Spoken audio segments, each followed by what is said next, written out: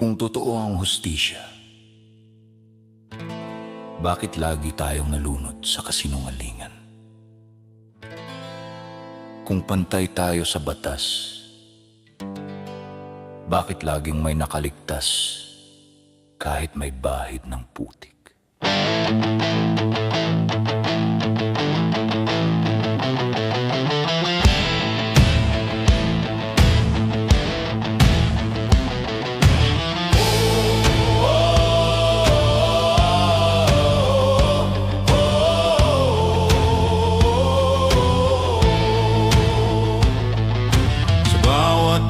Bagyong dumarating, may bagong proyekto, bagong pangako. Tubig daw ang kalaban pero pera ang tunay na umaapaw. Binabakuran ng paderang bayan, nilulunod ng korupsyon.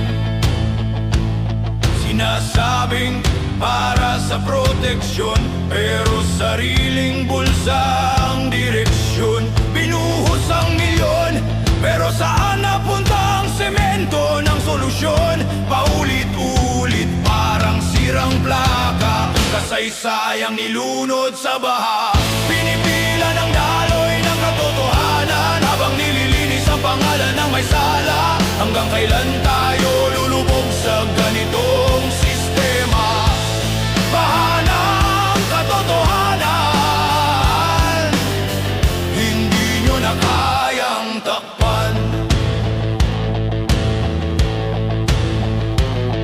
Mga lider sa entablado, nagtuturot, nagtatawanan. Flood control sabi nila, pero kontrol sa tao ang tunay na plano. May pirma sa ilalim ng mesa, may utang na loob sa itaas.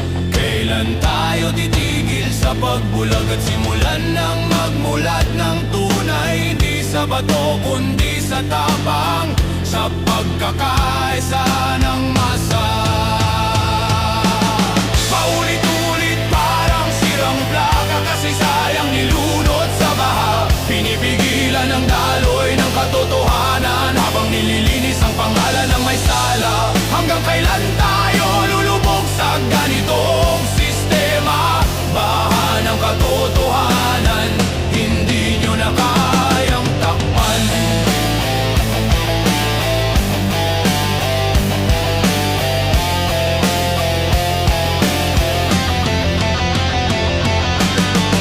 Una, dugo ang binuhos ng mga bayani.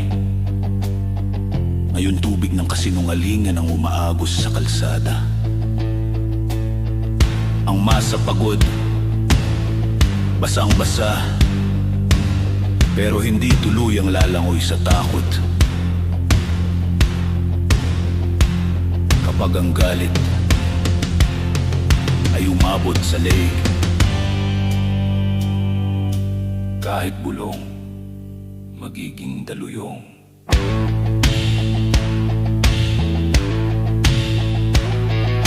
Pare-parehong dulo, bagong ngalan, lumang modus. Gininto ang proyekto, pero kalawang ang pundasyon. Hanggang kailan tayo gigising kung baha ng kasinungalingan ang bumabalot sa umaga?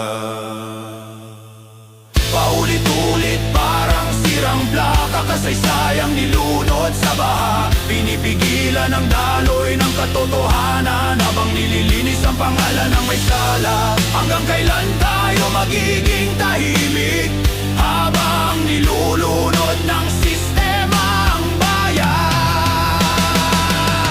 Baha ng katotohanan, ngayon oras na para buksan ang daluyan.